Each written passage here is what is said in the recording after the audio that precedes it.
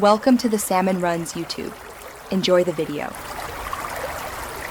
In this video, I will show how to cook chopped chicken breast. First, gather your ingredients. You'll want about 1 to 2 pounds of boneless, skinless chicken breast.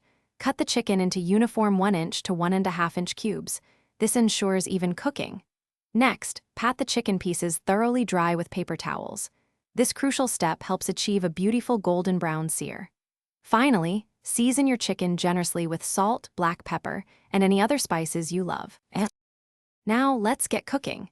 Heat 1 to 2 tablespoons of a high smoke point oil, like avocado or canola, in a large skillet over medium-high heat. Once shimmering, add your chopped chicken in a single layer. Don't overcrowd the pan. Cook in batches if necessary. Sear for about 3 to 5 minutes per side, until each piece is beautifully golden brown and cooked through. The internal temperature should reach 165 degrees Fahrenheit for safety. Once your chicken is perfectly seared, it's time to build more flavor. You can add aromatics like 2 cloves of minced garlic or a 1/4 cup of diced onion to the pan and sauté for about 1 minute.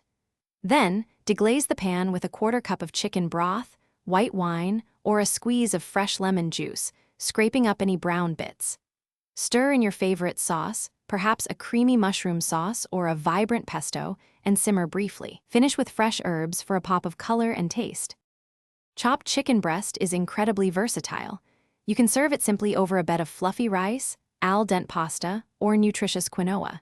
It's also fantastic in fresh salads, hearty wraps, or quick stir-fries.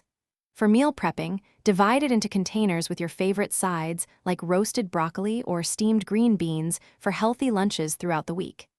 Enjoy your perfectly cooked, flavorful chicken breast in countless delicious ways. Thanks for watching. Consider subscribing if we helped you.